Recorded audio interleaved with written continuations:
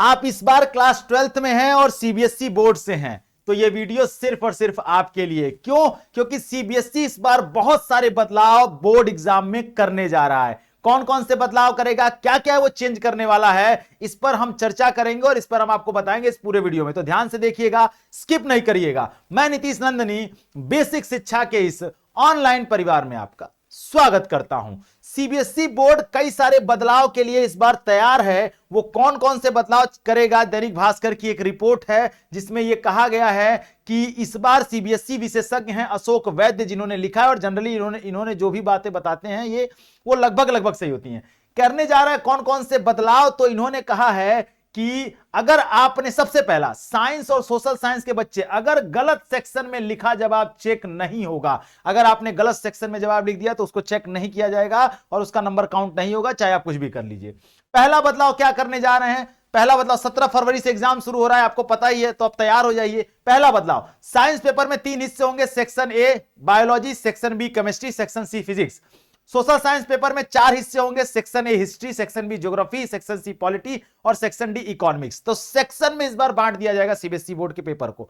उसके बाद सबसे महत्वपूर्ण नियम, छात्रों को अपनी उत्तर पुस्तिका को भी इन्हीं सेक्शन में बांटना होगा। जब आप आंसर लिखेंगे तो सेक्शन में ही उसको डिवाइड करेंगे। यदि किसी छात्र ने एक सेक्शन का जवाब किसी दूसरे सेक्शन में लिखा हो तो उसका उत्तर नहीं जांचा जाएगा। मतलब फॉर एग्जांपल, आपने लिखा सेक्शन ए हिस्ट्री और उसमें आंसर लिख दिया पॉलिटी सेक्शन बी का, तो उसको चेक नहीं करेंगे। जो सेक्शन आपने कॉपी में लिखा उसी सेक्शन में उसका आंसर लिखा रहना होना चाहिए उस पेपर का, नहीं तो नहीं चेक किया जाएगा। ठीक है। उसके बाद क्या करें, छात्रों को ऐसी गलती जो है वेरिफिकेशन में भी नहीं सुधारी जाएगी, उस उत्तर को हल नहीं श्रेणी में माना जाएगा। सीबीएसई दोनों विषयों के सैंपल पेपर अपनी वेबसाइट पर अपलोड कर दिया, आप जाकर पेपर देख सकते हैं। उसके अलावा 9वीं और 10वीं में 75% उपस्थिति अनिवार्य, तभी आप 12th का पेपर दे पाएंगे। कक्षा 9 और 10 में कम से कम 75% उपस्थिति अनिवार्य होगी। इसी के बाद छात्र बोर्ड परीक्षा देने के लिए पात्र माने जाएंगे, वरना नहीं माने जाएंगे। उसके बाद क्या कह रहा है, ग्रेडिंग सिस्टम 9 पॉइंट में किया जाएगा। 2026 में बोर्ड एक 9 पॉइंट ग्रेडिंग स्केल लागू करेगा, जिसमें छात्रों को मार्क्स के आधार पर A1 से लेकर के E तक 9 अलग अलग ग्रेड दिए जाएंगे। 9 पॉइंट्स में ग्रेड मिलेंगे। A1 से शुरू होगा ग्रेड 1, जिसमें सबसे ज्यादा नंबर होगा उसको A1 मिलेगा, और जिसका सबसे कम होगा उसको E ग्रेड के श्रेणी में रखा जाएगा। 2 बोर्ड, फरवरी में मेन एग्जाम और मई में इंप्रूवमेंट। ठीक है, फरवरी में परीक्षा अनिवार्य होगी, इंप्रूवमेंट लगाया जाएगा मई में, वैकल्पिक विषय होगा। अधिकतम 3 विषय के पेपर आप दोबारा दे सकें। अगर आपका फरवरी में एग्जाम हुआ, रिजल्ट आया और आपका पेपर खराब हो गया, तो मई में एक और मौका मिलेगा आपको इंप्रूवमेंट देने का, लेकिन मैक्सिमम 3 पेपर ही दे पाएंगे। रिजल्ट में सबसे अच्छे अंक जोड़े जाएंगे। ठीक है, प्रैक्टिकल आपका फरवरी में हो जाएगा। एग्जाम अगर आपने फरवरी में दिया, पेपर खराब हुआ, तो आपको एक और मौका मिलेगा पेपर देने का मई में, और दोनों में से जिसका सबसे अच्छा नंबर होगा उसी का जोड़ करके आपका रिजल्ट जारी किया जाएगा। ये बहुत अच्छी बात है। उसके बाद किसी वजह से इंप्रूवमेंट एग्जाम में बैठ सकेंगे।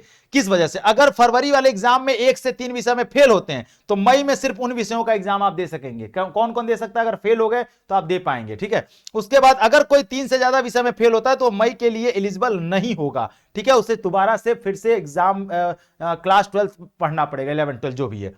फरवरी एग्जाम अनिवार्य है। अगर फरवरी में 3 से ज्यादा विषय उनमें अनुपस्थित होते हैं तो मई का एग्जाम नहीं दे सकेंगे।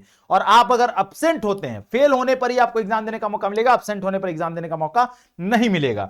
और साथ ही साथ नया पैटर्न लागू करेंगे 10वीं और 12वीं दोनों के लिए। पेपर में 50% प्रश्न जो होगा कॉम्पिटेंसी होगा, बेस्ड होगा, मतलब एमसीक्यू बेस्ड होगा। ठीक है, जो है आपका मल्टीपल चॉइस क्वेश्चंस होंगे।